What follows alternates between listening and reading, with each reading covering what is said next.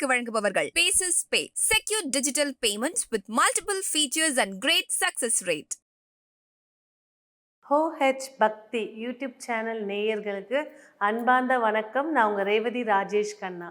So தைப்பூச திருநாளில் எப்படி பூஜை செய்வாங்க, எப்படி விரதம் இருப்பாங்க அப்படிங்கிறத பார்க்கலாம்.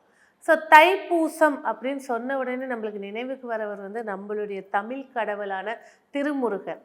அதாவது அழகென்ற சொல்லுக்கு ஒரு உருவம்னா முருகப்பெருமான் தான். அந்த முருகருடைய விரத முறைகள், அதாவது 3 வகையான விரத முறைகள் இருக்குது.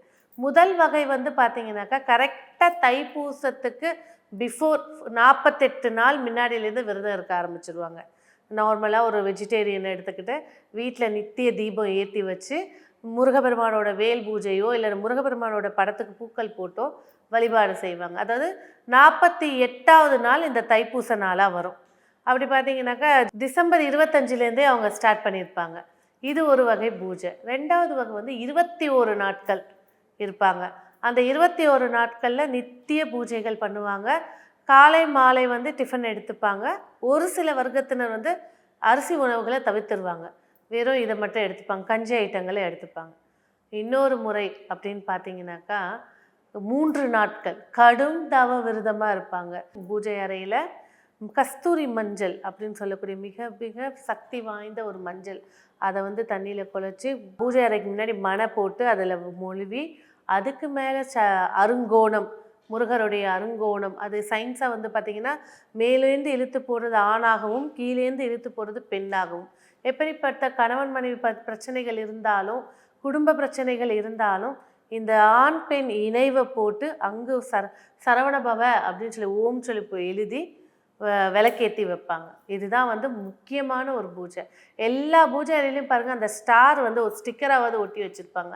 எல்லாம் என்ன நினச்சிப்பாங்க, முருகருடைய சின்னம்தான், ஆனால் அது ஒரு ஆண் பெண் இணைவை சுட்டி காட்டக்கூடியது.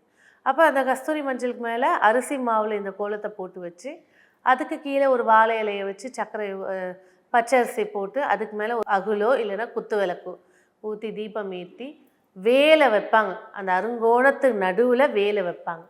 வச்சுட்டு கந்தனுக்கு அரோகரா முருகனுக்கு அரோகரான்னு மனப்போகிற கந்த சஷ்டிக்கவ முருகருடைய எல்லா பாடல்களையும் பாடுவாங்க.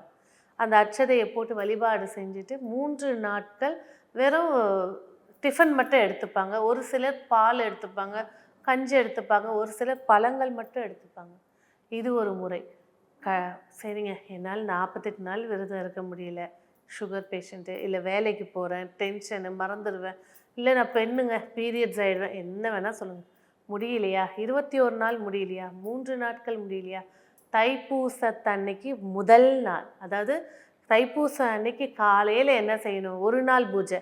இந்த 48 ஷார்ட்கட்டை எப்படி எடுத்துக்கலாம் அப்படி, அதாவது ஒரு நொடி முருகான்னு சொல்லிங்கனாலே மொத்த விரதமும் இருந்த பலனை கொடுத்துரும். அது உங்களுடைய மனசார ஆத்மார்த்தமான நம்பிக்கையோடு கூப்பிட்றது.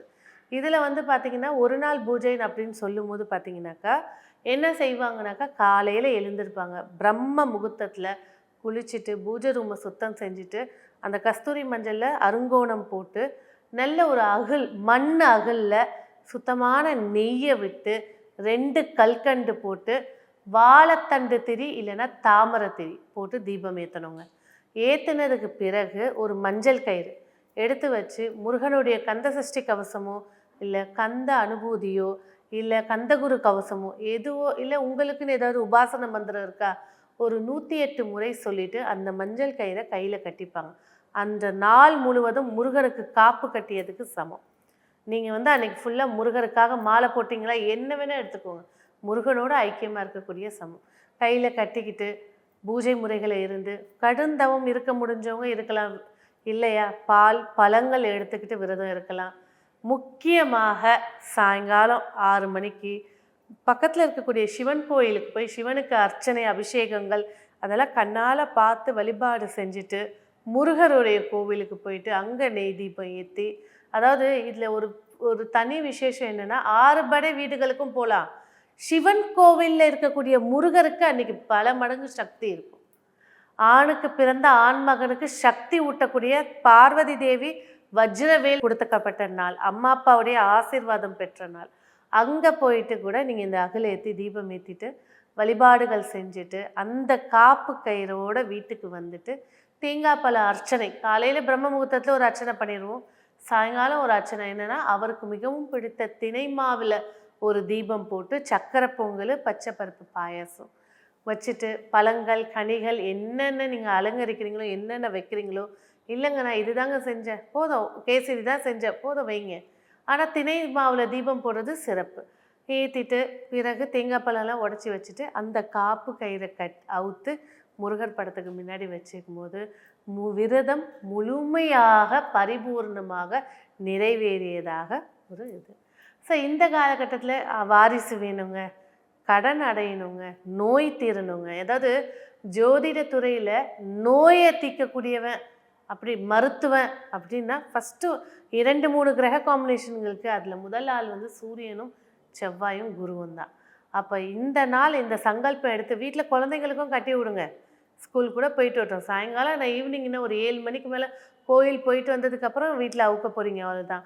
ஸோ இந்த கயிறை காப்பு மாதிரி நினச்சி இறைவனே உங்களுக்குள்ளே புகுந்ததாக ஒரு ஐதீகத்தை ஏற்படுத்தி கொடுத்து ஒரு புத்துணர்ச்சியும் ஒரு பாசிட்டிவ் எனர்ஜியும், எவ்வளவு ஏழ்மையாக இருக்கட்டும், எவ்வளோ கஷ்டங்களாக இருக்கட்டும், எவ்வளோ வீட்டில் நிம்மதி இல்லாத எதையாக இருக்கட்டும், இந்த பூஜையை கரெக்டான முறையில் நீங்கள் செய்யும்போது கண்டிப்பாக அந்த தினத்திலிருந்து 21வது நிமிடத்திலிருந்து உங்கள் வீட்டில் நிம்மதிகளும் மகிழ்ச்சிகளும், புத்திர தடையா, திருமண தடையா, வம்சாவளி தடையா எல்லாத்தையும் நீக்கி நல்ல ஒரு ஆரோக்கியத்தையும் மகிழ்ச்சியையும் வளர்ச்சியும் ஏற்படுத்தி கொடுப்பாங்க. நன்றி. இந்த வீடியோ உங்களுக்கு பிடிச்சிருந்தா லைக் பண்ணுங்க, ஷேர் பண்ணுங்க, கமெண்ட் பண்ணுங்க.